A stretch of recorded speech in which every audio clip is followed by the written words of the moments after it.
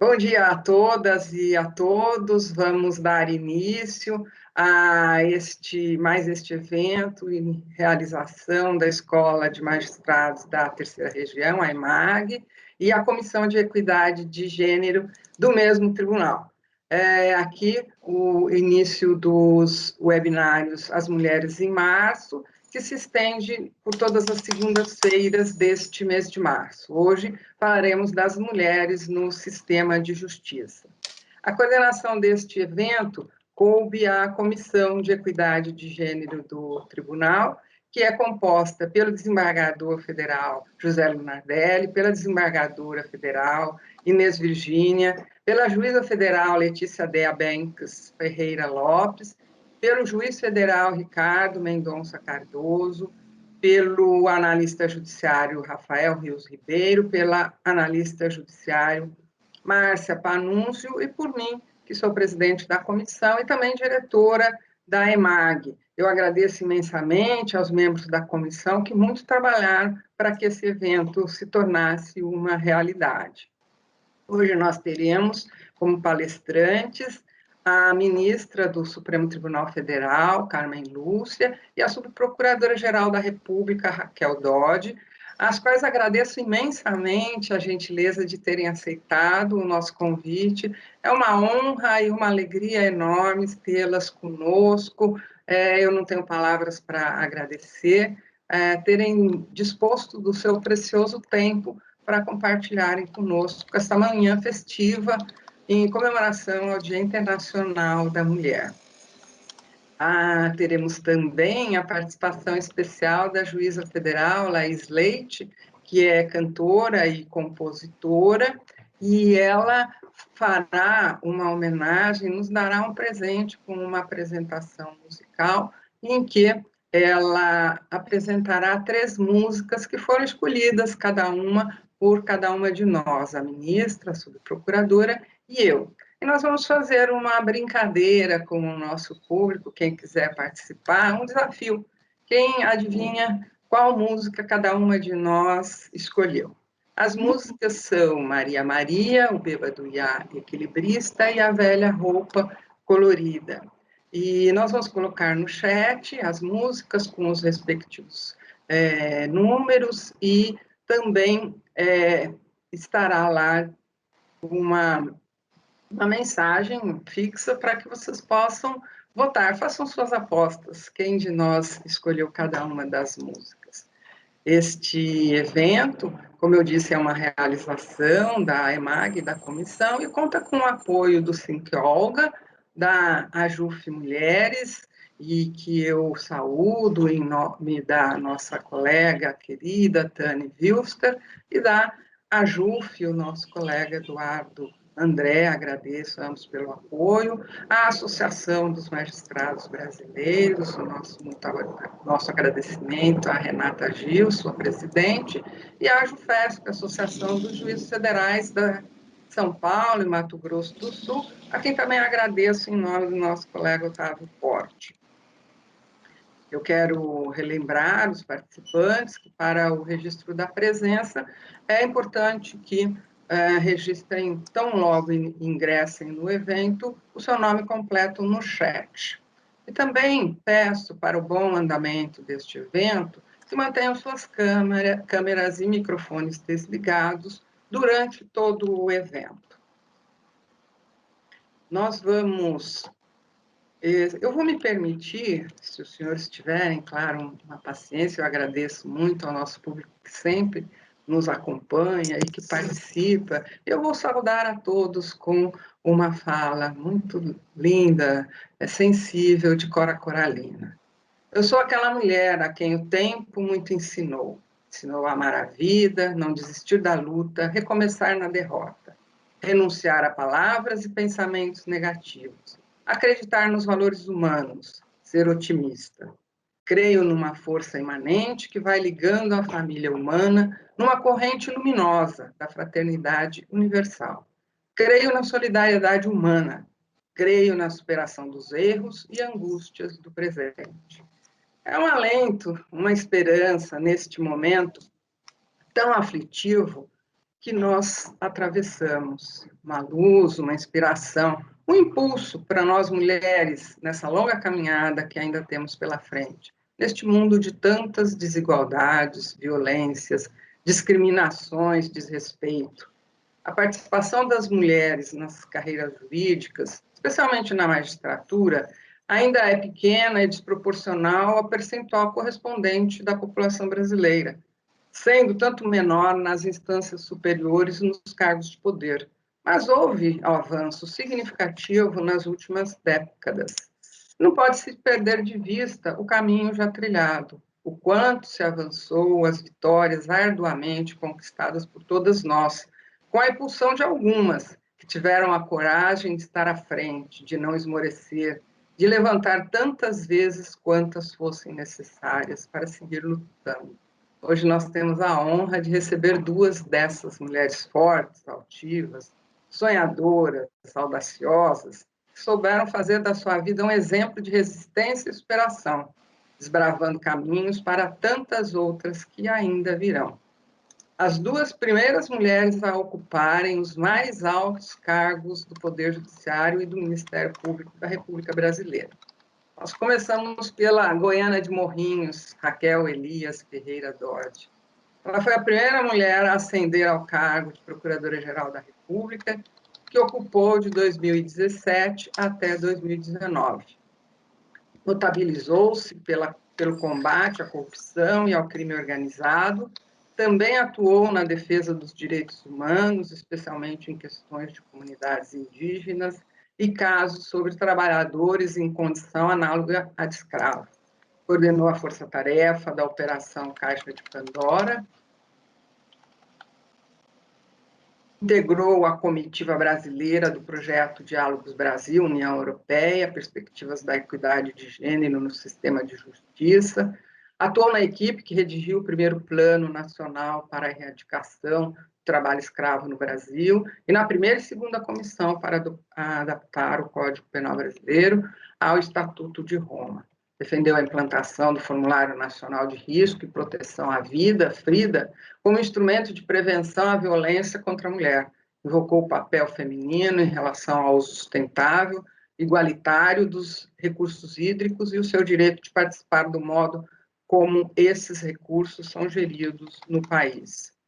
Declarou que a equidade de gênero é tema prioritário, alertando: estamos cientes de que as relações humanas exigem cuidado, temas difíceis devem ser tratados com paciência e perseverança, e longas jornadas são necessárias para o caminho que leva à igualdade e dignidade humana. Em seu discurso de posse, bradou que ninguém esteja acima da lei e ninguém esteja abaixo da lei, que resume sua visão sobre o papel da justiça, ao mesmo tempo combater as ameaças ao Estado de Direito e ampliar o acesso da população ao judiciário. Na despedida, fez uma advertência: permaneçam atentos a todos os sinais de repressão sobre a democracia liberal. No Brasil e no mundo, surgem vozes contrárias ao regime de leis, ao respeito aos direitos fundamentais e ao meio ambiente sadio, também para as futuras gerações. A doutora Raquel é mestra em Direito pela Universidade de Harvard, onde também foi pesquisadora visitante na pós-graduação, Visiting Fellow no programa de Direitos Humanos, Global Advocacy Fellow da Clínica Internacional de Direitos Humanos da Harvard, e foi premiada com o Gaimel Fellowship do programa de pós-graduação. É fundadora e primeira presidente do Instituto Global do Ministério Público para o Ambiente. Atuou como perita da Corte Interamericana de Direitos Humanos. Enfim, o currículo da doutora Raquel é extenso, mas eu sei que todos estão aqui para ouvi-la, então eu passo já a palavra à doutora Raquel, mais uma vez, agradecendo imensamente a sua participação, a sua presença sempre tão generosa. Doutora Raquel. Bom dia a todos e todas. Prezada desembargadora Terezinha Caserta, é sempre uma grande alegria rever e uma honra ser convidada para debates na IMAG, na Corte da Terceira Região. Receba meu abraço efusivo, caloroso, que estendo também a desembargadora Inês Virgínia, minha querida amiga desde os tempos do Ministério Público Federal, e aos demais organizadores deste evento. Querida ministra Carmen Lúcia, um abraço fraterno. A senhora tem uma inteligência jurídica que dignifica não só as mulheres das carreiras jurídicas, mas todas as brasileiras e brasileiros. Prezada juíza Laís Leite, cujo talento ultrapassa regiões jurisdicionais e que ouviremos hoje para o nosso alento. Meu abraço fraterno. Saudações cordiais a todos os desembargadores, juízes, servidores que nos assistem. O tema do Dia Internacional da Mulher, neste ano de 2021, é Escolha Desafiar. De fato, nunca me canso de admirar a estratégia inteligente daquelas mulheres que nos precederam no desafio de lutar pelo direito de todas as mulheres. Ao inventar um caminho, elas começaram pelos direitos políticos, de votar e de ser votada, porque sabiam que só teríamos outros direitos se participássemos da eleição dos que fazem as leis, ou se participássemos nós mesmas do processo legiferante. Um século depois das conquistas de direitos políticos, percebemos que esta estratégia mostrou-se muito acertada, que este período de 100 anos revelou-se o mais fértil para definir os direitos das mulheres. Em países como o Brasil, as mulheres adquiriram o direito de gerir o próprio patrimônio, de ter a guarda dos filhos, de acessar o ensino superior, de ter igual remuneração, de receber proteção à integridade de seu corpo. Em muitos países, ocorreu a mesma coisa. Mas as leis civis discriminam ou não estabelecem bases para a verdadeira igualdade de direitos. De fato, a desigualdade entre homens e mulheres no Brasil e no mundo continua imensa. Percebemos claramente uma boa razão. Embora sejam metade da população, as mulheres não participam da grande maioria dos fóruns de tomada de decisão. São minorias no parlamento, nos cargos de direção e gestão dos órgãos que formulam políticas públicas e também dos órgãos que dirigem a justiça. As mulheres continuam confinadas a espaços decisórios que não alteram a situação de desigualdade. Chegamos ao ano de 2021 com a certeza de que há muito ainda a conquistar, porque o espaço de participação da sociedade na democracia tem se reduzido, e o de participação das mulheres também. A busca de direitos pelas mulheres continua a ser de igualdade perante a lei. Não se trata mais apenas de expansão do leque de direitos ou de resistência ao retrocesso, mas, sobretudo, de cumprimento dos direitos reconhecidos. A participação na tomada de decisões dá suporte a esta pretensão. Por isso, a importância do tema deste ano do Dia Internacional da Mulher. Escolha desafiar. Precisamos desafiar estereótipos, combater o preconceito, expandir percepções e melhorar as condições. Há muito ainda a fazer.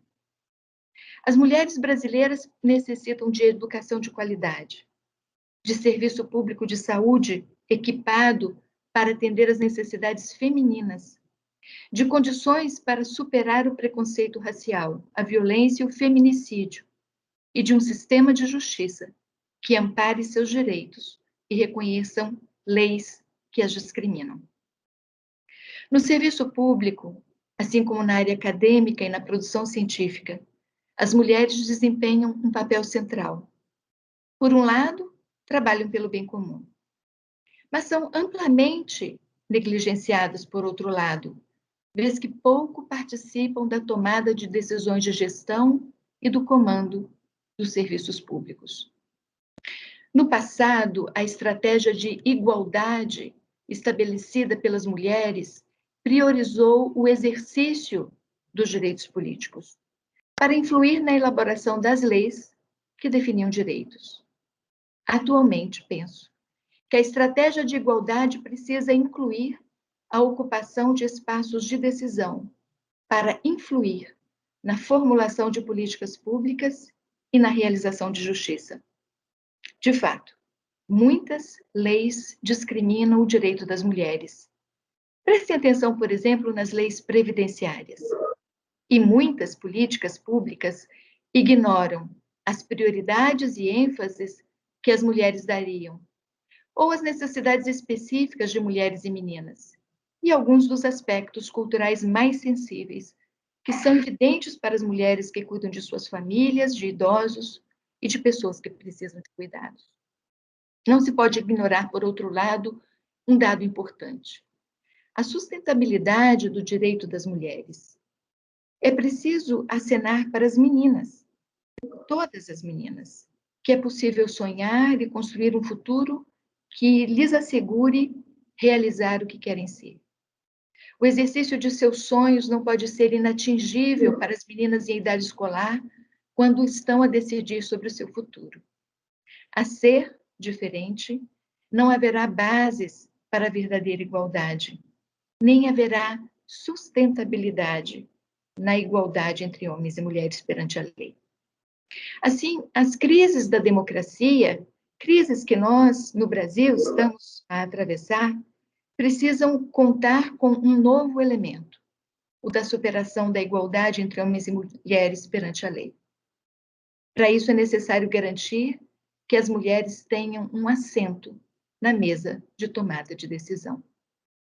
Esta é uma urgência do agora, uma expressão que toma emprestado de um famoso discurso de Martin Luther King, quando ele assinalava a importância de definir estratégias que começam a atender direitos que estão sendo afrontados neste momento de uma forma profunda e avassaladora. Um outro fator que desencadeia a necessidade da urgência do agora é o fato de os efeitos nefastos produzidos pela pandemia da Covid-19 ter agravado este estado de coisas e aumentado a fragilidade da condição feminina. A pandemia elevou o número de desempregadas, seja por demissão, seja por necessidade de deixar o emprego para cuidar de familiares doentes. Se alguém tem que ser demitido ou deixar o emprego em uma família, em geral, é a mulher que o faz. O número de famílias sob responsabilidade exclusivamente feminina também tem crescido no Brasil como efeito da pandemia. A violência doméstica e a dificuldade de acessar socorro aumentaram, porque o acesso aos serviços públicos de proteção tornou-se mais difícil e mais remoto. Também houve aumento de funções como de limpeza hospitalar feita por mulheres, ou de cuidados médicos e de enfermagens em clínicas e hospitais, cuidados prestados por mulheres enfermeiras, técnicas de enfermagem, médicas, cientistas. Houve também o aumento do risco real e da pressão psicológica de terem de conciliar todas essas relevantes funções de saúde com as funções domésticas, que nunca deixaram de ser em nosso país predominantemente feitas por mulheres. Em outras palavras, as mulheres exercem uma preponderante função de cuidado no lar e na seara pública, que foi agravada pela Covid-19. O regime de leis e as políticas públicas, notadamente as leis previdenciárias, as leis de assistência, as leis de proteção, precisam levar estas condicionantes em consideração na hora de formular os quesitos para a aquisição de direitos pelas mulheres.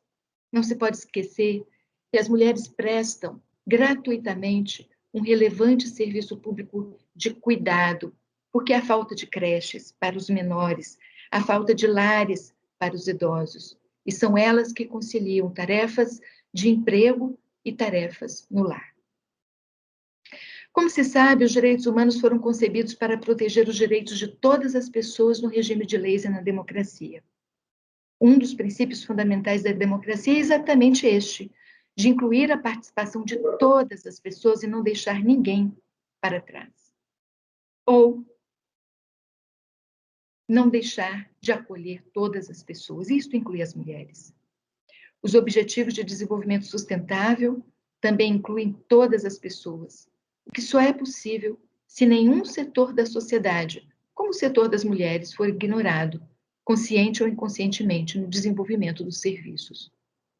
Alguém já disse que a desigualdade de gênero é uma questão global urgente, com enormes ramificações, não apenas para as vidas e meios de subsistência de meninas e mulheres, mas de forma geral para o desenvolvimento humano, mercados de trabalho, produtividade, crescimento do PIB e desigualdade. O sistema de justiça não é diferente. E, no entanto, há pouca pesquisa sobre o impacto que isto causa sobre a prestação jurisdicional requerida pelas mulheres ou em favor delas. No sistema de justiça, a participação das mulheres é desproporcional à população e poucas exercem cargos de gestão. A Ordem dos Advogados do Brasil ainda não foi presidida por uma mulher e poucas seccionais excepcionaram essa situação. O Ministério Público da União teve uma única procuradora-geral e nos estados a direção feminina é escassa. O Supremo Tribunal Federal, nossa mais alta Corte de Justiça, esteve sob a presidência de 2 mulheres apenas, o Superior Tribunal de Justiça de uma única, e os demais tribunais federais, a exemplo da terceira região, e estaduais, estão longe de uma proporção igualitária entre seus dirigentes, ainda que tenhamos tido na presidência do TRF da terceira, a nossa querida presidente desta mesa, desembargadora Terezinha Caserta. Finalizo dizendo-lhes que muitas mulheres me inspiraram em suas ações de defesa da igualdade de gênero, de acesso e de oportunidade. Eu gostaria de homenagear todas elas na pessoa da ministra Carmen Lúcia, que é sempre uma grande inspiração por sua integridade, por sua inteligência jurídica, por sua persistência e por sua capacidade de reduzir a expressões simples questões complexas, análises profundas, de modo a comunicar à população brasileira, e sobretudo às mulheres, a importância que cada uma das juízas e das desembargadoras e ministras desse país pode ter ao administrar justiça. Muitas mulheres me ensinaram que para mudar o mundo é preciso ser voluntária na realização de tarefas difíceis. Eu espero muito ter a oportunidade de ver muitas mulheres ocupando espaços de gestão e conduzindo prioridades e necessidades que as mulheres definiriam, e mostrando dificuldades na realização do direito das mulheres, próprias da realidade e da cultura em que vivemos. Temos à frente, portanto, um desafio singular, o de promover a igualdade entre homens e mulheres no sistema de justiça e de inserir mulheres nos fóruns de tomadas de decisão, nos órgãos públicos e nas associações de classe. O benefício dessa nova meta, desse novo desafio, penso, será culturalmente sensível, considerará a necessidade das mulheres, inspirará as próximas gerações e será, sobretudo, sustentável. É imperioso realçar que o benefício não será apenas para as mulheres, mas para a sociedade brasileira como um todo, que se tornará mais justa e alcançará maior desenvolvimento humano. Deveria ser natural aprovar a seguinte meta: que as mulheres tenham representação proporcional em cargos de gestão e poder, para que tenham voz na forma como o serviço público é prestado e na forma como seus direitos são observados, respeitados e cumpridos. A todas e todas que nos ouvem, feliz Dia Internacional da Mulher. Escolha desafiar. Muito obrigada. Obrigada, subprocuradora Raquel Dodge. É sempre um alento, uma alegria, suas palavras sempre para nós reconfortantes, alguém que deu exemplo, segue dando exemplo, e como tantas outras, fazem a diferença neste mundo.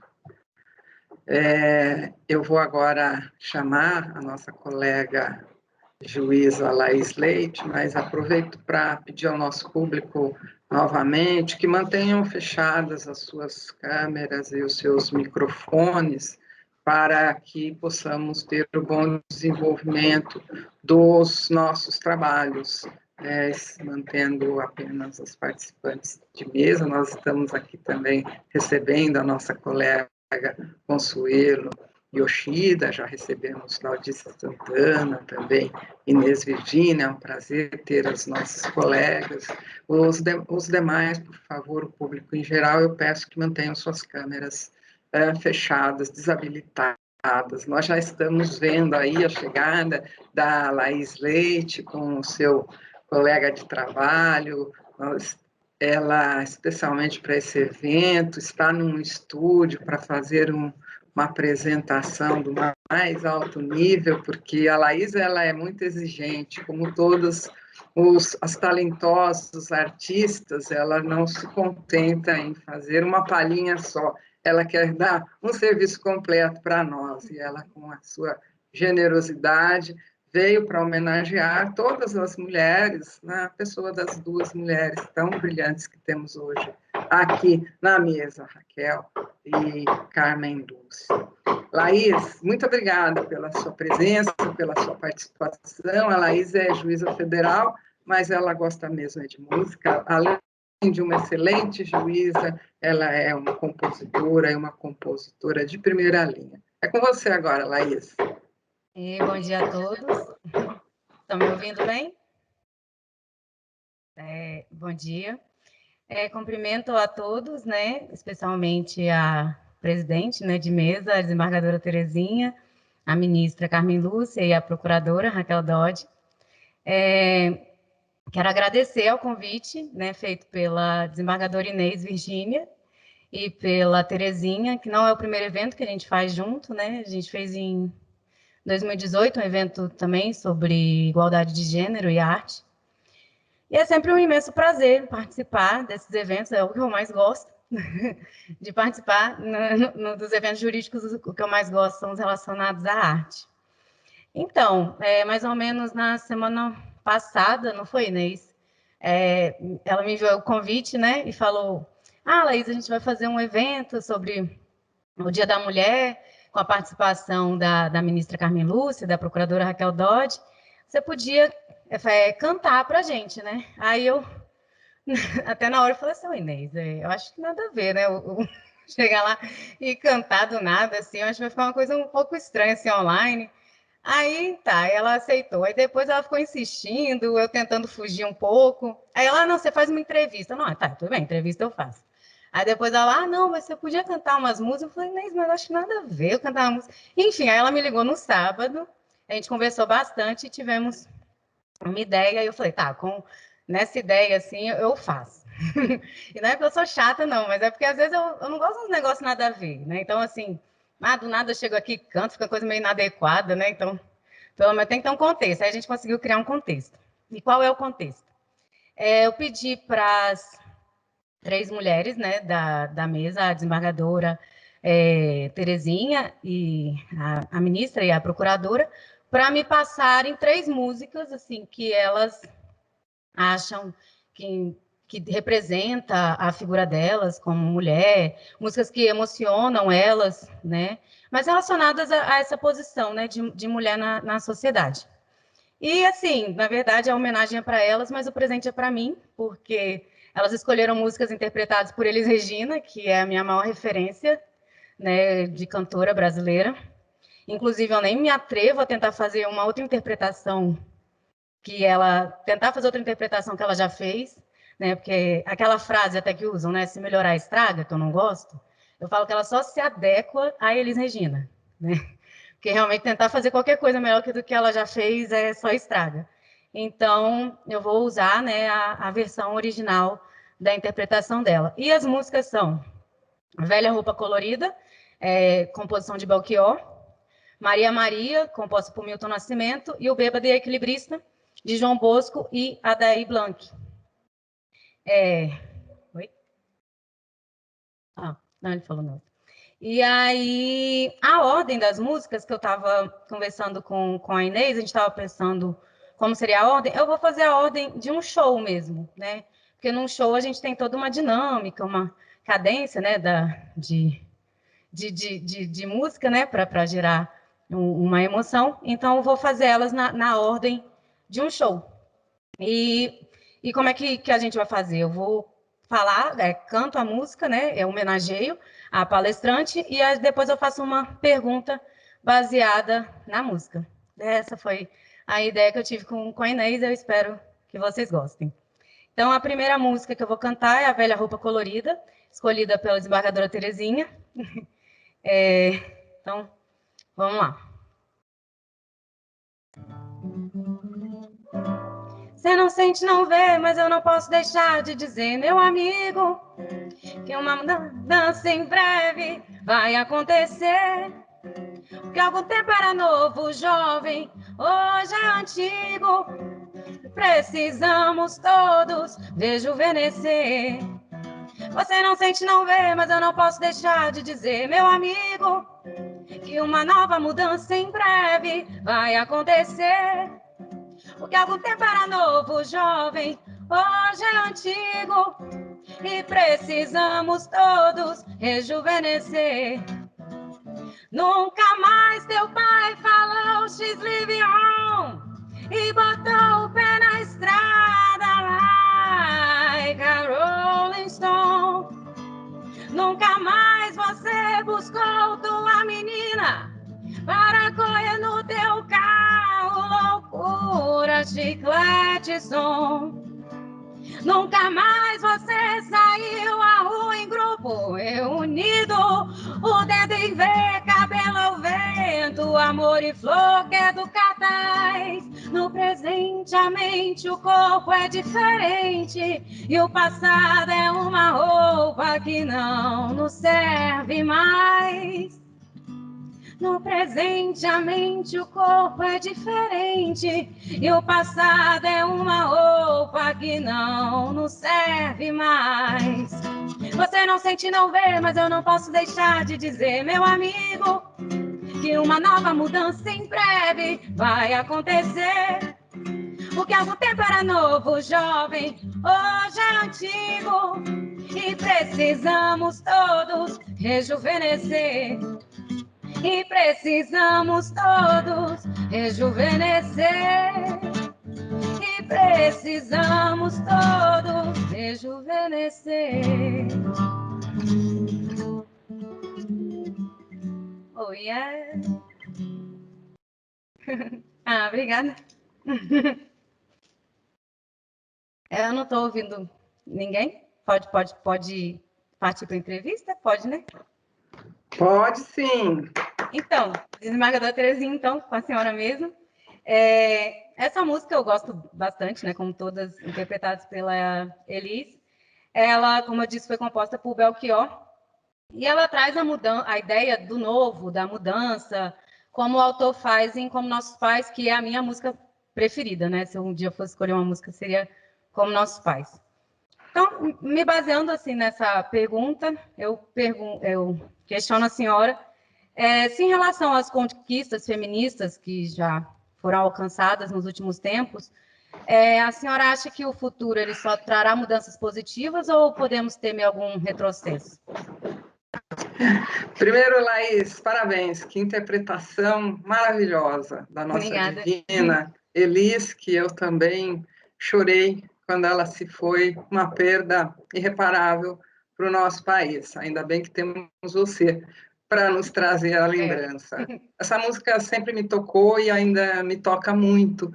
Lembra um período muito nebuloso da nossa história, e hoje, no momento em que estamos vivendo, não é, com o mundo nessa pandemia e todos os desdobramentos, ela é muito forte, né? Ela nos traz uma advertência e um alento. E sim, eu acho que nós teremos muitas evoluções, mas podemos ter retrocessos também. A nossa luta é diária e infinita. E os retrocessos ou os, é, enfim, as tentativas de retrocessos, elas reforçam mais a nossa luta, né? Nós precisamos desses reveses, nós mulheres que não desistimos nunca, para mostrar toda a nossa força. Que venham as tentativas e eventuais retrocessos, nós levantaremos mais fortes do que nunca. Eu sou de uma época em que mulheres não passavam em concursos públicos e eu insisti muito. E as pessoas me perguntavam, mas por que você insiste? Chegaram até me dizer, você não vai passar nunca. Gente da cúpula de algumas carreiras, você não vai passar, desista. E eu dizia, se não servir para mim, serve para as próximas gerações. Alguém vai se beneficiar disso.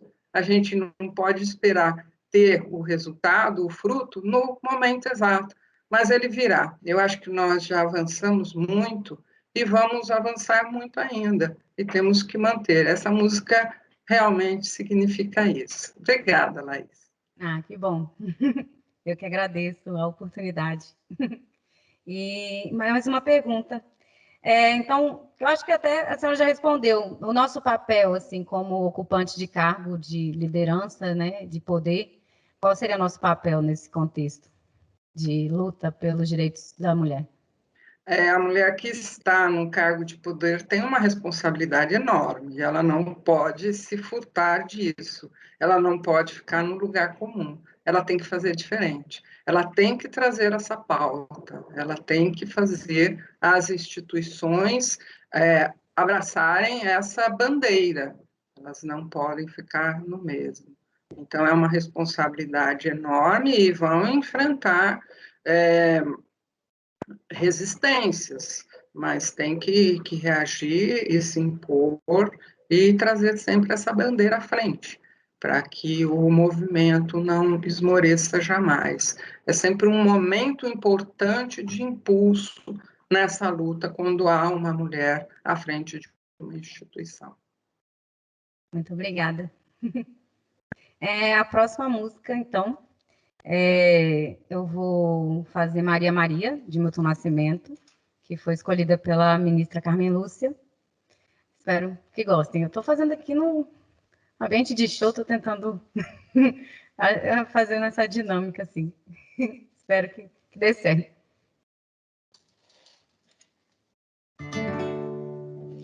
Maria, Maria é um dom, uma certa magia, uma força que nos alerta, uma mulher que merece viver e amar como outra qualquer do planeta. Maria, Maria é o som, é a cor, é o suor, é uma dose mais forte e lenta de uma gente que ri quando deve chorar e não vive, apenas aguenta. Lerei, barerundere, barerundere, barerundere, ere. Uma gente que ri quando deve chorar e não vive, apenas aguenta. Lerei, barerundere, barerundere, barerundere, ere. Uma gente que ri quando deve chorar e não vive, apenas aguenta. Mas é preciso ter força, é preciso ter raça, é preciso ter gana sempre. Quem traz na pele essa marca, Maria, Maria, mistura dor e alegria. Mas é preciso ter manha, é preciso ter graça, é preciso ter sonho sempre. Quem traz na pele essa marca possui a estranha mania de ter fé na vida. Lerei, barerundere, barerundere, barerundere, ere. Que possui a estranha mania de ter fé na vida. Lerei, barerundere, barerundere, barerundere.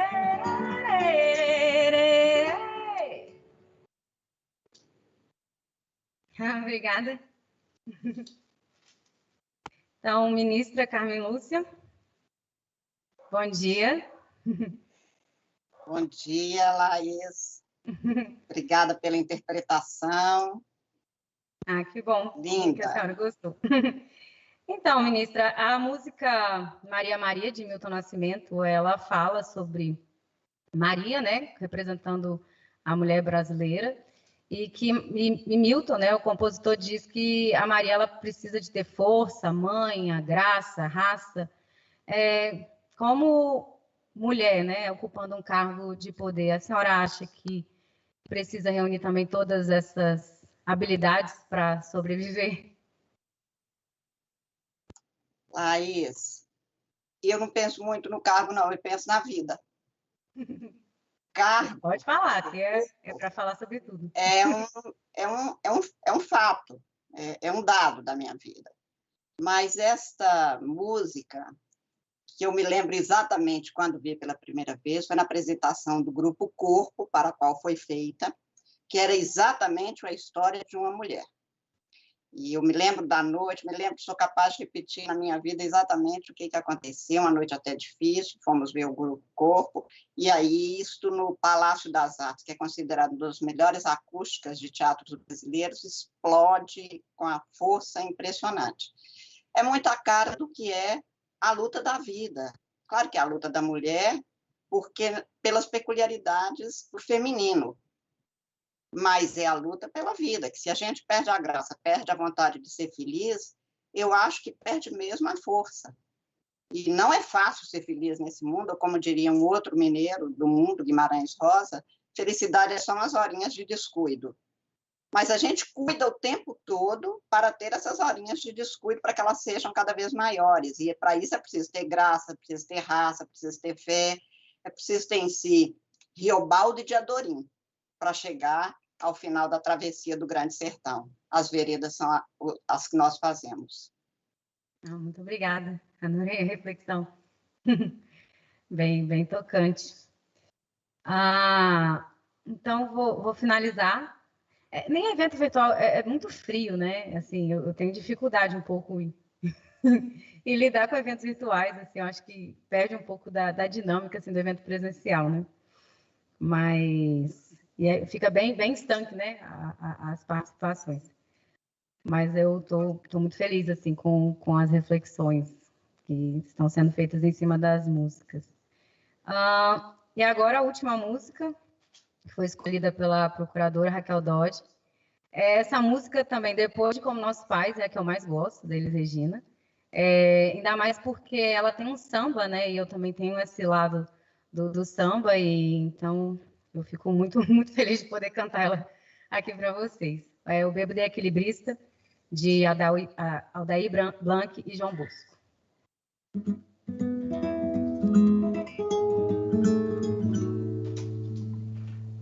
Caía a tarde feito um viaduto e um bêbado trajando luto me lembrou Carlitos,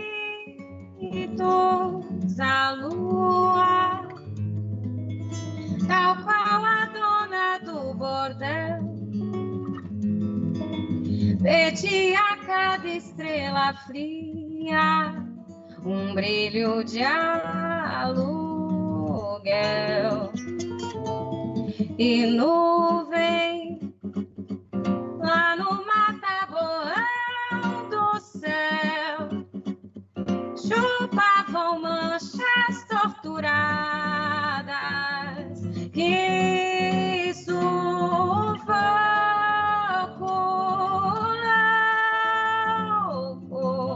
um bêbado com chapéu coco fazia irreverências mil pra noite do Brasil, meu Brasil, que sonha com a volta do irmão do enfim, com tanta gente que partiu num rabo de foguete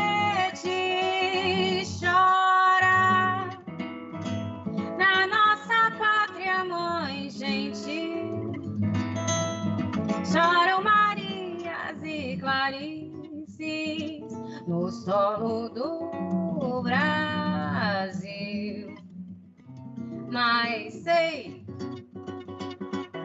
que uma dor assim pungente não há de ser inutilmente a esperança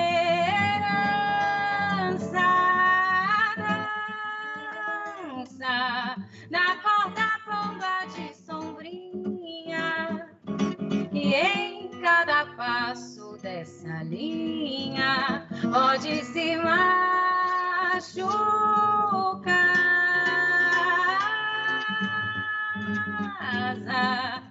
A esperança equilibrista sabe que o show de todo artista tem que continuar.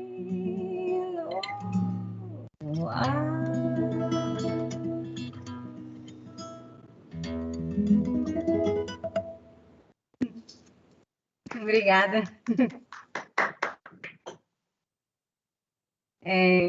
Procuradora Raquel Dodge, um prazer. Igualmente. O Bêbado e Equilibrista, ela é uma canção que foi composta, né, como eu disse, por João Bosco e Aldair Blanc, em homenagem a Charlie Chaplin e seus personagens na época da ditadura militar. Na opinião da senhora, essa música ela permanece atual, né?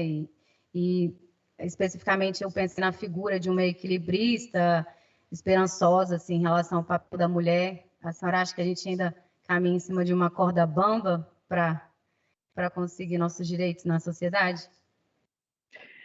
Acho sim, Laís. Primeiro, eu queria cumprimentá-la. Sua interpretação é magnífica, é emocionante. Eu acho que estamos todas aqui de acordo com isso. Parabéns. Muito obrigada. Um presente para todas nós. Acho que as três músicas refletem o sentimento de uma mesma geração. A geração da ministra Carme, da desembargadora Terezinha e a minha. Uma geração que percebia a importância da democracia, tinha esperança de que ela viesse a se instalar no país e que escolheu um caminho, o caminho da irreverência. A esperança também precisava ser equilibrista, porque esse caminho exigia que todos nós fôssemos persistentes, cuidadosos, mas que não desistíssemos.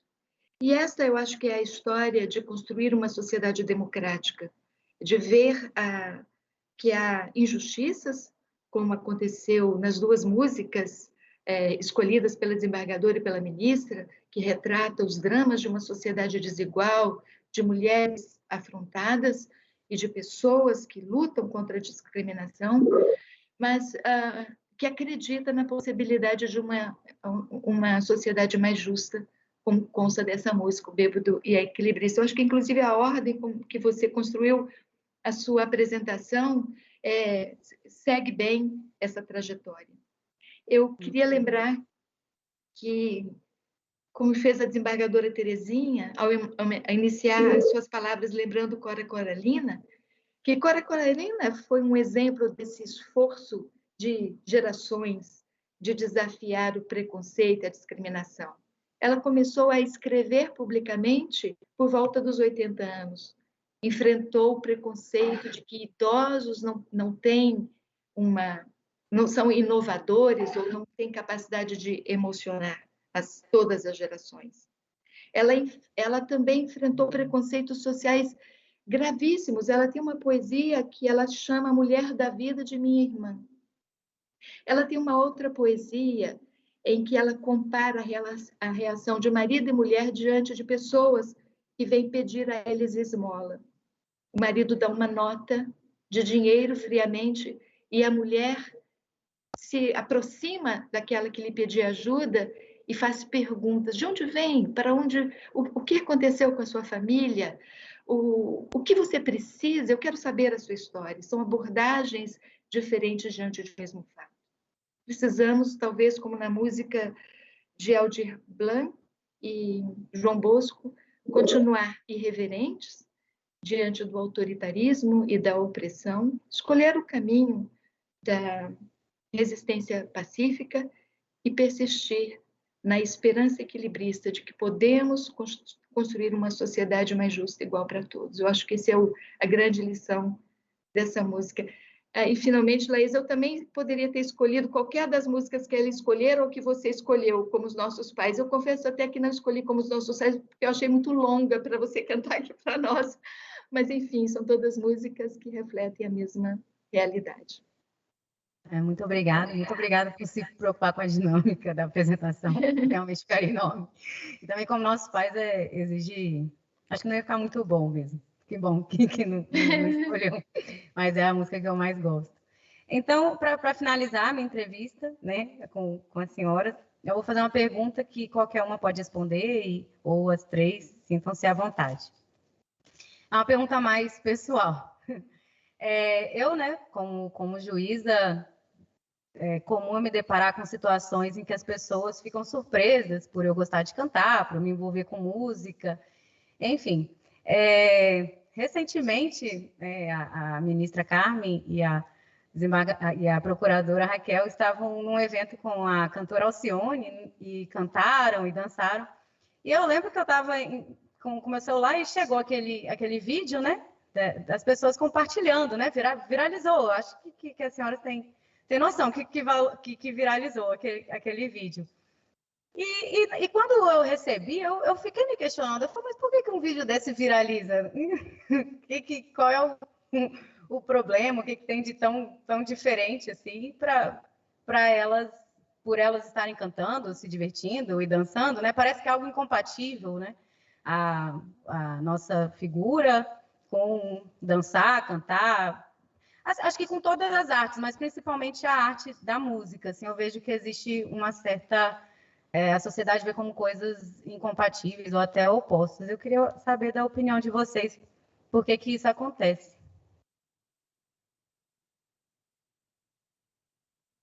Ministra Carmen tem precedência.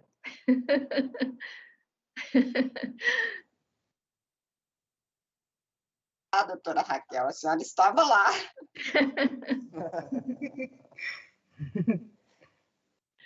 Olha, eu acho que é sempre inusitado que pessoas que estão numa posição formal e ocupando espaços de poder, espaços de decisão, revelem a sua humanidade. Eu acho que aquele vídeo ele mostra essa ponte que existe entre a pessoa humana e aquela que exerce um munus público. E viralizou por isso, porque as pessoas perceberam que nenhuma de nós, quando ocupa um cargo desse, torna-se diferente, torna-se alguém que não é.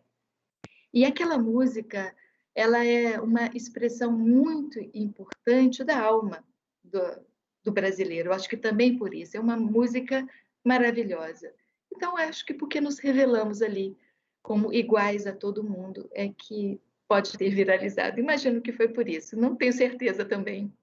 Ou talvez porque eu cantei muito desafinado, pode ser também por isso. E eu concordo, sim, parece que quando na carreira, né, acho que qualquer mulher, assim, qualquer pessoa, né, na verdade isso é o ser humano, ocupa posições, parece que a frieza é uma característica que se espera, né, é uma característica inerente e eu acho bom, né, eu gostei, eu fiquei muito feliz quando aquele vídeo chegou. Eu fiquei um bom tempo pensando sobre isso, eu falei, poxa, que legal, sabe? E eu acho bom essa desconstrução. O que as senhoras acham?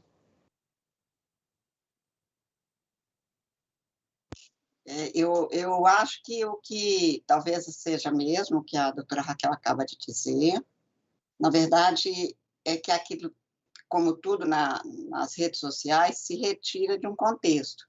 Nós tínhamos tido um evento que promovemos no Supremo, Elas por Elas, era um grupo de mulheres da sociedade civil, da magistratura, do Ministério Público, e depois fomos para minha casa almoçar, e Alcione estava.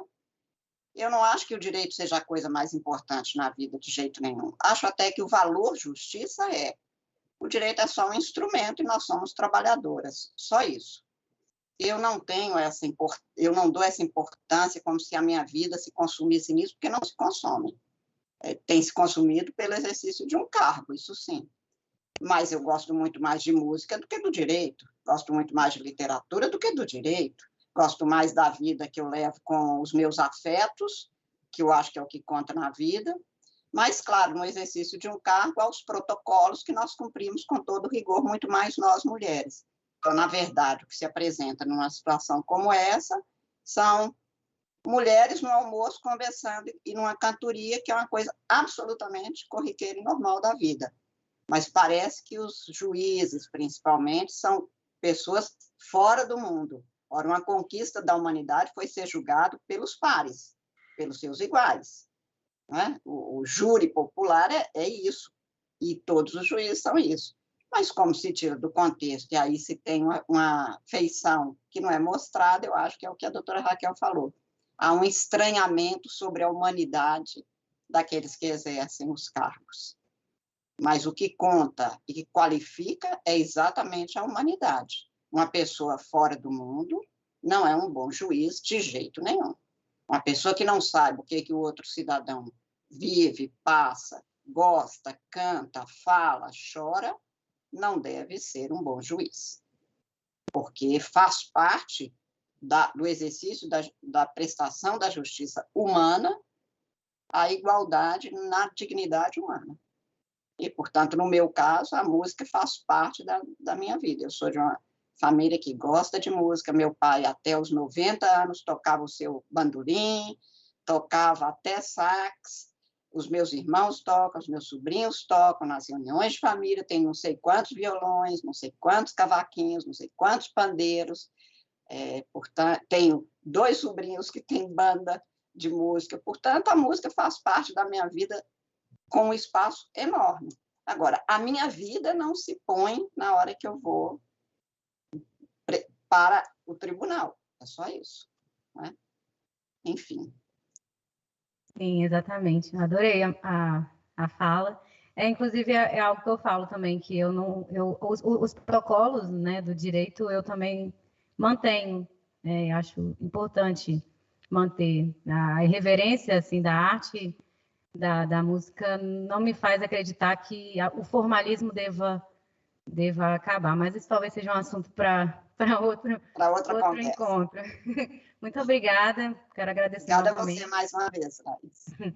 A todos, novamente destacar, né, um agradecimento à desembargadora Terezinha e à desembargadora Inês, que sempre tem esse carinho e essa consideração comigo. Bom dia. Bom dia, muito obrigada. Obrigada, Laís, pela sua participação tão brilhante, nos alegrou essa manhã festiva, homenageando todas as mulheres, mas especialmente nas pessoas marcantes da ministra Carmen Lúcia, da procuradora Raquel. Laís, a sua voz é maravilhosa, a sua presença é alegre, ela fez a nossa manhã muito mais leve, muito mais agradável. Muito obrigada pela sua generosidade, pela gentileza. E nós tivemos participações aqui no chat, na brincadeira da adivinhação. A primeira que acertou as 3 opções foi a Ana Carolina da Veiga. Mas logo na primeira cronologicamente falando, né? Mas logo na sequência, com a sua perspicácia de sempre, a doutora Daldice Santana, que não deixa passar nada, né? Esta nossa querida baiana. Eu quero aqui também fazer referência que vi aqui passando a nossa colega Daniela Maranhão, a Kátia Balbino, eu fico muito feliz, eu já também mencionei a Consuelo Yoshida, uma alegria muito grande recebê-las todas. E vamos, então, agora passar para ouvir a ministra Carmen Lúcia Antunes Rocha, que é mineira de Montes Claros, foi a primeira mulher a presidir um processo eleitoral no país, quando esteve no comando do Tribunal Superior Eleitoral, e a segunda mulher a integrar o Supremo Tribunal Federal, primeira mulher a presidi-lo. Ela que é mestra em Direito Constitucional pela Faculdade de Direito da Universidade Federal de Minas, especialista em Direito de Empresa e professora de Direito Constitucional na Pontifícia Universidade Católica de Minas. Ela foi procuradora do Estado de Minas Gerais, e onde chegou a exercer o cargo de Procuradora-Geral do Estado. Quando, na presidência do Superior Tribunal Federal, ela não se omitiu em apontar a existência de discriminação no meio jurídico, até mesmo no Supremo Tribunal Federal, e declarou: temos uma sociedade machista e há um preconceito enorme contra mulheres. Podem não falar, mas o preconceito passa pelo olhar, pelo gesto, pela brincadeira, pela desmoralização, pela piada. As mulheres precisam trabalhar mais que os homens para chegar ao mesmo patamar na carreira. Tenho absoluta convicção, ou convencimento pelo menos, de que um homem branco, médio, ocidental, jamais poderá escrever ou pensar a igualdade ou a desigualdade como uma de nós, porque o preconceito passa pelo e no olhar, como se estivéssemos usurpando a posição de um homem. Mas a ministra tem a receita para o enfrentamento. Contra todas as formas de preconceito, contra quem quer que seja, há o direito constitucional.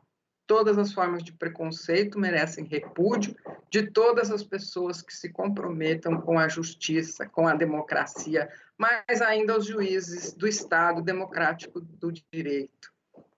Está gravada nos anais da história judiciária brasileira, entre tantas, talvez a sua mais célebre frase. A ciranda de roda da minha infância, alguém ficava no centro gritando: cala a boca, já morreu, quem manda em minha boca sou eu. O tempo ensinou-me que era uma musiquinha, não uma realidade. Tentar calar o outro é uma constante. Mas na vida aprendi que quem, por direito, não é senhor do seu dizer, não se pode dizer senhor de qualquer direito. Desculpe, ministra, roubar suas falas, mas eu não poderia deixar de citá-las, porque foram sempre uma marcante na sua atuação. Agora queremos ouvi-la da sua própria voz. Obrigada, desembargadora Terezinha, uma honra enorme estar nessa manhã aqui com todas que compõem esta mesa e principalmente que participam do evento, doutora Raquel Dodge, que eu ouvi com tanto gosto, desembargadora Inês, Daldice, minha colega de Conselho Nacional de Justiça, e para mim é uma enorme honra, tenho certeza, ter tido meu nome lembrado para estar aqui nesta ocasião. Faço um agradecimento muito especial à doutora Laís, que cantou com tanto brilho, com tanta emoção, e como a senhora diz, num tempo tão aflitivo, para usar a sua expressão, que é muito própria, mostrar que em todos os momentos, mesmo os mais difíceis, há a possibilidade de a gente amenizar com alguns sentimentos humanos que se expressam pela música, pela literatura, enfim, que faz parte também este processo. Acho que nós, mulheres, somos bem capazes de mostrar que a vida é plural sempre, incluídas aí as sensações, os sentimentos, as emoções que precisam de não se acabar, nem dar espaço só às aflições deste tempo que nós vivemos. Eu gostaria de fazer as minhas observações sobre este Mulheres em Março, Mulheres no Sistema de Justiça, em 3 pontos. Primeiro, a situação da mulher historicamente, como chegamos aqui, se chegamos já muito longe. No segundo momento, sobre a igualdade, que a doutora Raquel Dodge pôs muito bem, a igualdade perante a lei, mas acho que onde está escrito de forma expressa, formal na Constituição, especialmente no caput do artigo 5º, perante a lei, já passou da hora da gente ler igualdade na lei. Se perante a lei somos todas iguais, mas na hora da feitura da lei se registram preconceitos, nós continuaremos, pelo menos, dando espaço para que a discriminação continue. E, finalmente, sobre no sistema de justiça, que é basicamente a função democrática das juízas para superar e transformar esse estado de coisas. Basicamente, esses 3 itens eu gostaria de abordar. No primeiro momento, portanto, e falamos aqui, e ouvimos aqui os grandes compositores como Milton Nascimento, como Aldir Blanc, enfim, Belchior, para falar e para cantar emoções do que é preciso de permanência, de luta, porque não se tem uma situação consolidada nem contra direitos, nem com os direitos quando eles são conquistados. A Clarice Lispector tem um verso num dos seus poemas que eu gosto de lembrar, que é: já fui loura, fui morena, fui Alice e Beatriz, fui Maria e Madalena, só não pude ser como quis. Essa é a realidade da mulher ainda. Ela só não pode ser o que ela quer, ou porque não tem as condições de educação, de acesso, de materiais, condições econômicas, pela sobrecarga. Tanto escutamos da magistrada, porque em que pese ser juíza exatamente como homem, na hora da promoção, já que ela tem que se deslocar para uma seção federal no interior do Amazonas, ela precisa de consultar os companheiros como é que ficará a vida. Agora, se a promoção for dele, ele só chega em casa com o vinho para comemorar. Não tem pergunta. Bastaria isso para a gente ver que este é o dado de fato. Este é o quadro, este é o cenário social. Portanto, isto tem um caldo de cultura social, de cultura econômica, de cultura política, que é um registro que precisa de ser superado. Porque uma mulher não tem que fazer uma escolha se ela vai continuar o casamento, em que condições, quando ela tiver a oportunidade de uma promoção na magistratura, e depois nós estamos cuidando de sintomas. Por que as mulheres não chegam às condições de comando? Porque ela nem pode sair da comarca, porque ela tem os filhos e não pode mudar de lugar, e ela é responsável pela educação. Mas se o homem for promovido, não tem esse questionamento posto. E ninguém fala nisso, porque isso é um problema seu, minha filha. Isso não é um problema do tribunal. Chegou sua vez, nós votamos. Agora, você tem os seus problemas. Portanto, esta situação é de a mulher não poder ser o que ela quer ainda. Eu estou falando de alguém que teve faculdade, que fez o concurso, que está no cargo de juíza, e que depois a gente só pergunta por que nos tribunais nós temos, como no Tribunal Brasileiro, 57 desembargadores e uma desembargadora. Por que nós temos aproximadamente 54% de mulheres eleitoras e temos um dos mais baixos índices de parlamentares? As mulheres não votam? Dia 24 de fevereiro, completamos 89 anos do acesso ao direito ao voto. Mas então, é preciso perguntar, eu acho, que qual é a doença social que impede a sanidade da igualdade, para que a gente promova agora o que eu vou falar, não mais numa ação que afirma, mas numa ação que transforma. E é preciso transformar a sociedade, porque isto não vem por decreto. Eu lembro sempre, e escrevi há pouco tempo um trabalho nos 300 anos de Minas Gerais, como primeiro província autônoma, depois como Estado, que se completaram em dezembro do ano passado, sobre uma figura que é uma das maiores figuras da história de Minas Gerais, que se chama Hipólita Jacinta Teixeira de Melo, que foi a única mulher inconfidente.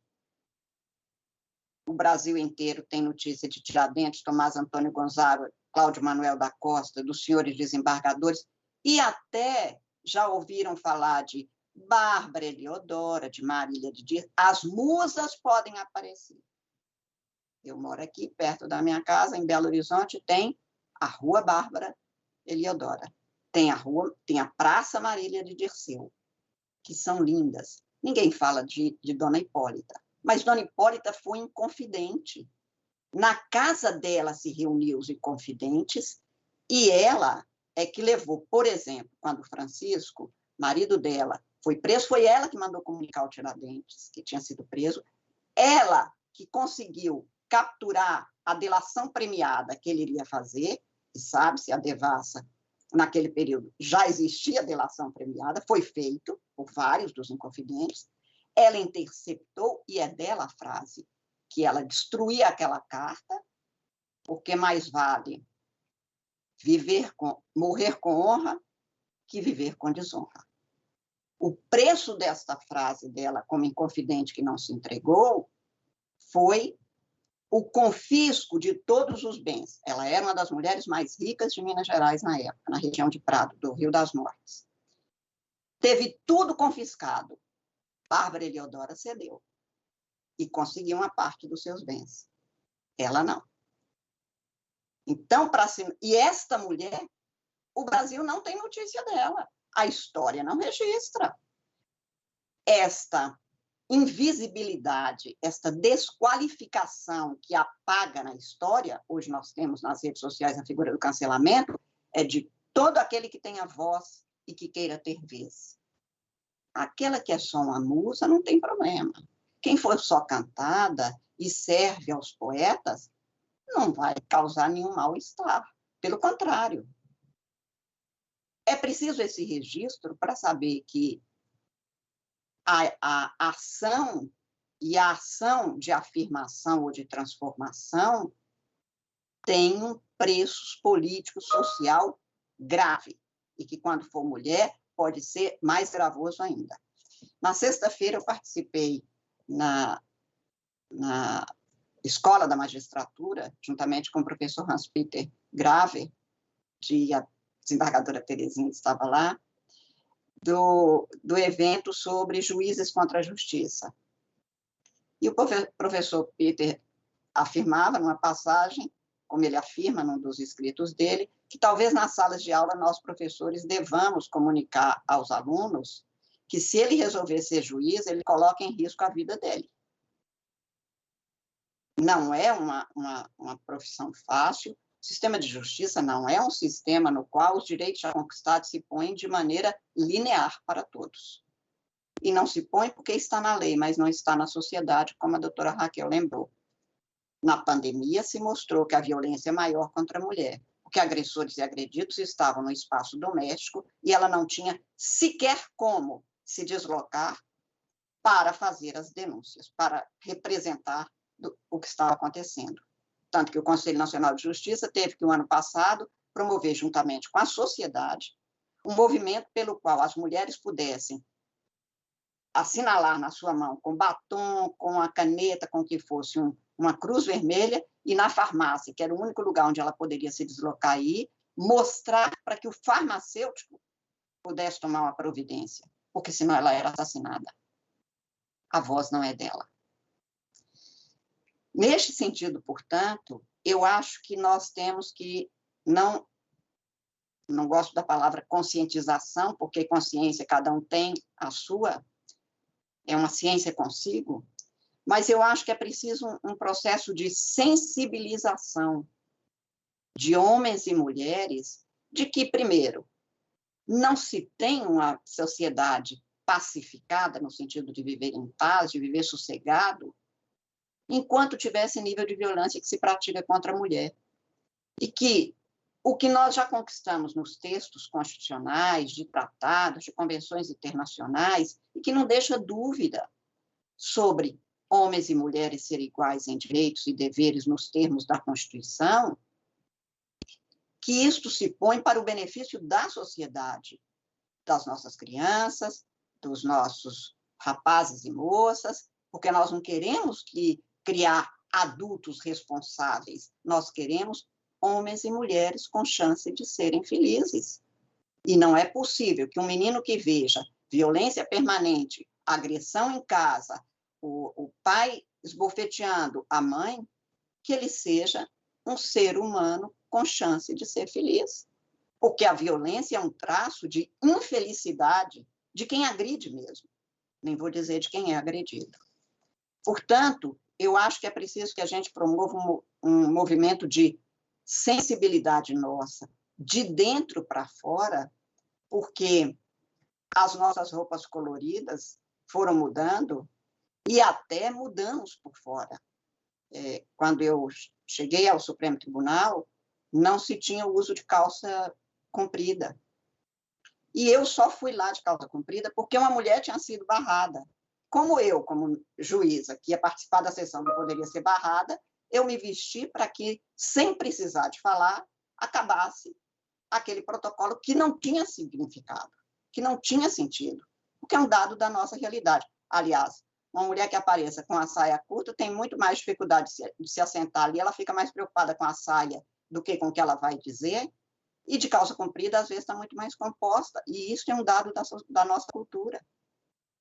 Mas é preciso mudar as nossas vestimentas de ideias, as nossas vestimentas de posturas internas, para que a nossa postura externa se manifeste com compostura e desassombro, com coragem e gentileza.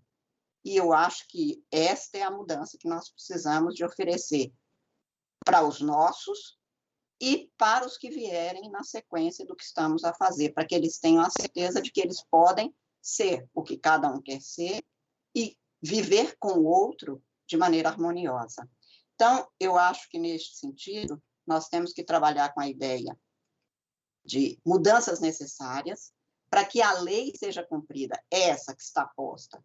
Homens e mulheres são iguais em direitos e deveres, nos termos da Constituição. Esses direitos estão postos e precisam ser efetivados, e não é possível que, de forma escamoteada, que de forma quase que furtiva, a gente mantenha a separação, mantenha a desigualdade. Por isso, eu acho que nós estamos no momento em que nós temos de falar na igualação e não na igualdade, na dinâmica de efetividade jurídica e social da igualdade. Quem é igual, já se põe como igual e ponto, ele já consolidou uma posição na sociedade, na profissão, nas suas condições. A igualação é dinâmica, a igualação é movimento, a vida é movimento, a vida muda, a gente muda, mudar é difícil, mas é necessário, porque senão a gente fica na beira do caminho. Esta mudança não é fácil, porque nós temos, para conseguirmos um processo de igualação sensível e responsável com o outro, aplicar o princípio da solidariedade, sair do nosso interesse por nós mesmos com prioridade e pensar naquela outra que nem teve o que eu tive.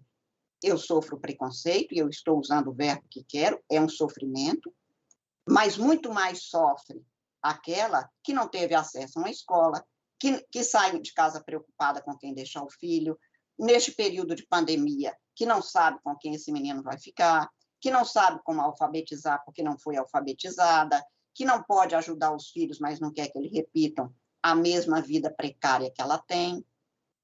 E, neste sentido, eu fico muito preocupada, e já disse em mais de ocasião, em que eu que gosto de literatura e a vida inteira acompanhei os mais vendidos, os livros que estão saindo, as publicações, e hoje eu vejo não ficção, ficção e uma coluna com livro de autoajuda. Como é que é? Você aprende a se ajudar e não cogita de ajudar o outro? E acha que isso vai dar certo? Fica lendo a vida inteira e aprendendo como se ajudar, comprando livros para isso, e a ajuda do outro não conta? E o outro não conta na vida da gente? E esta pandemia não está mostrando, nos dando a chance de refletir mais sobre isso? Eu sou o outro. Eu sou a outra, a que está enlutada porque o filho não teve tratamento, porque o marido não chegou nem ao posto de saúde, porque não tinha quem acudir. Eu sou a outra que apanha deste homem que não tem a menor cerimônia de achar que é uma coisa dentro de casa.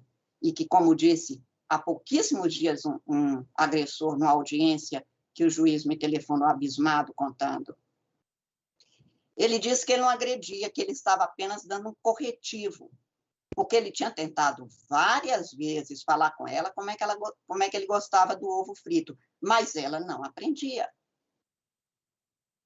É esta mulher pela qual eu apanho na cara todas as vezes que acontece.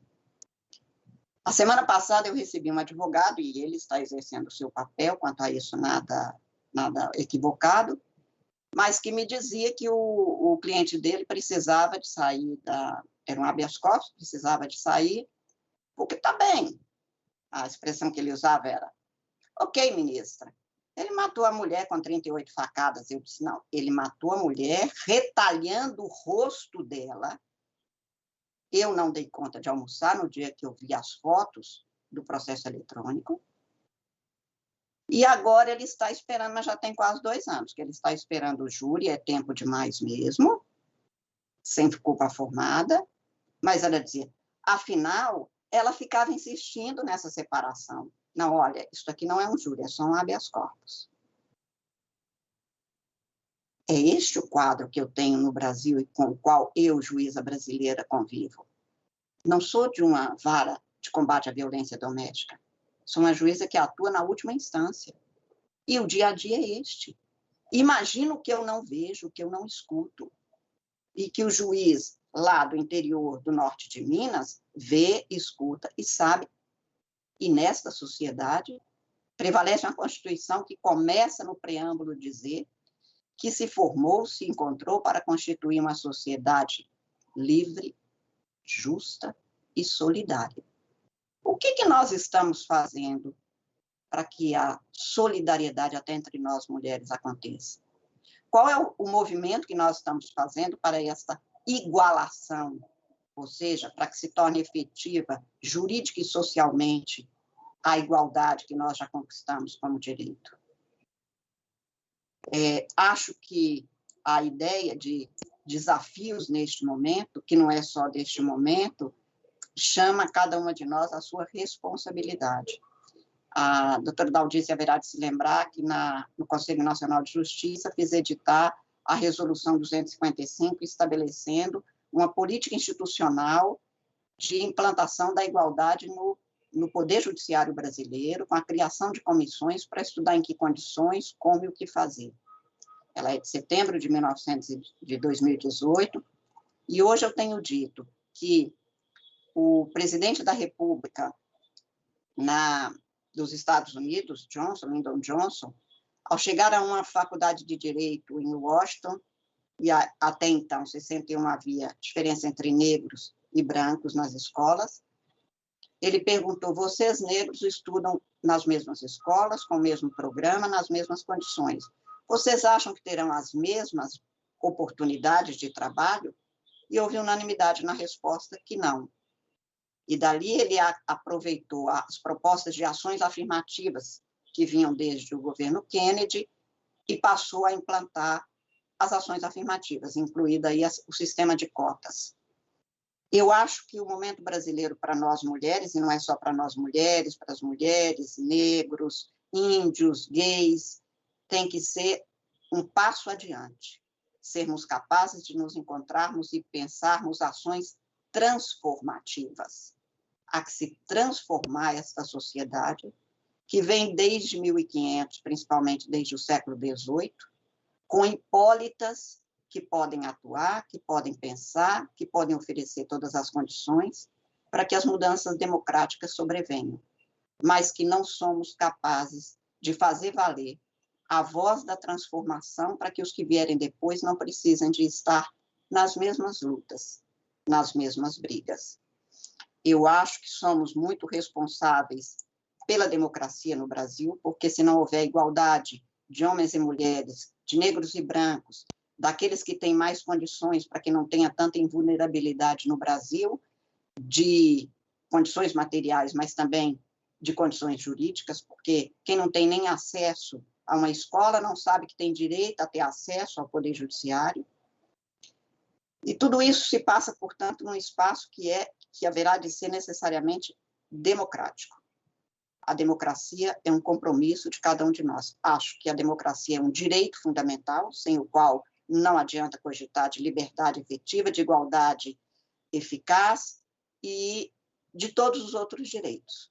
E como direito fundamental, eu acho que nós, juízes, temos o dever fundamental de lutar para que todo o direito para todas as pessoas prevaleça.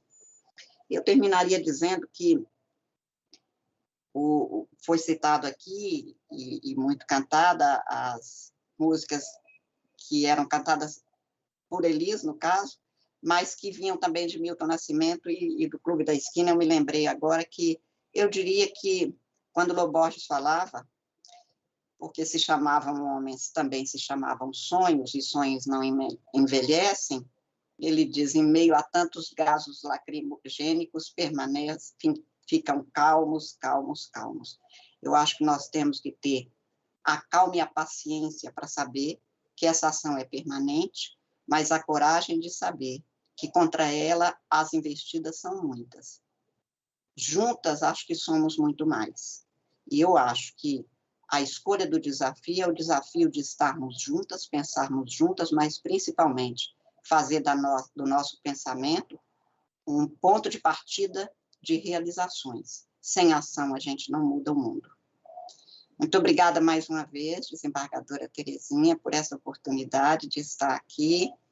Eu quero muito que saibam que acho que estamos continuando um processo que não começou conosco, que não vai acabar conosco, mas que quem vier depois provavelmente vai poder saber se realmente fomos capazes, pelo menos, de honrar o legado daquelas que lutaram, das Hipólitas e não apenas das Bárbaras, mas que somos capazes de continuar e de entregar a quem vier, se não um mundo melhor, um mundo de mulheres que não se acomodaram.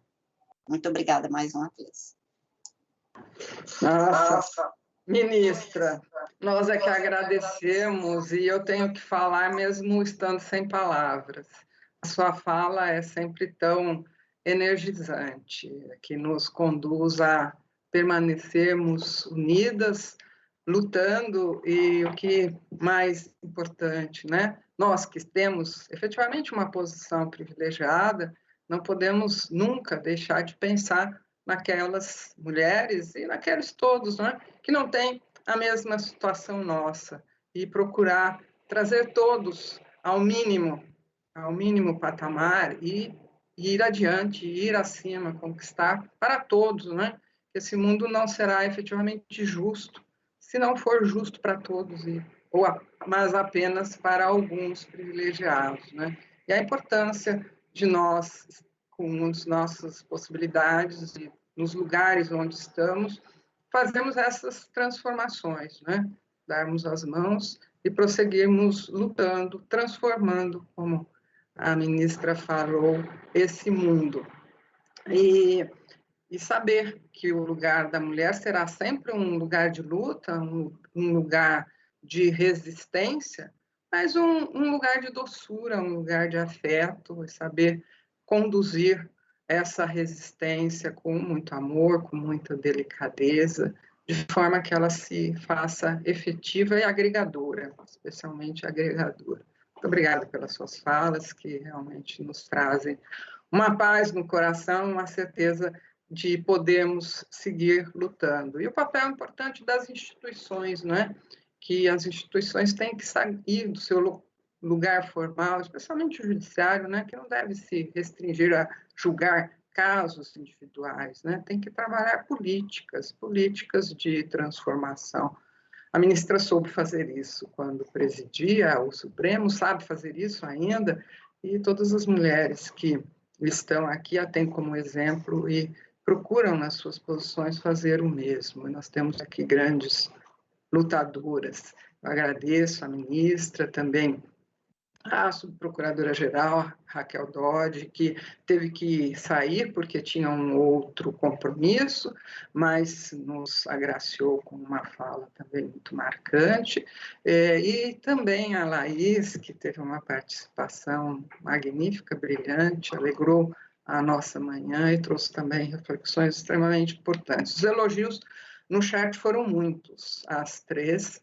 Eu não tenho tempo para reproduzi-los, mas devo dizer que teve muita participação, nós tivemos uma audiência, apesar deste dia 8 estar repleto de eventos, inclusive neste mesmo horário, nós tivemos mais de 80 participantes e muitos elogios. Então, eu agradeço imensamente ao público que nos acompanhou, agradeço muitíssimo às nossas palestrantes, os coordenadores do evento, e convido a todos para que estejam aqui conosco também amanhã, segunda-feira da próxima semana, porém, às 10h30, na próxima segunda-feira, quando nós falaremos de economia do cuidado e saúde da mulher, com a presidência da mesa da Bruna Benevides, que é militar da Marinha do Brasil e pesquisadora de gênero e diversidade, palestrando a Amanda Kamanchek, que é gerente de inovação do Cinca Olga, e as debatedoras Clara Mota, que é a juíza federal da primeira região e secretária-geral da AJUF, e Fátima Duarte, que é médica ginecologista. Agradeço, então, e parabenizo a todos que participaram hoje, e os aguardo e as aguardo na próxima segunda-feira. Muito obrigada a todos.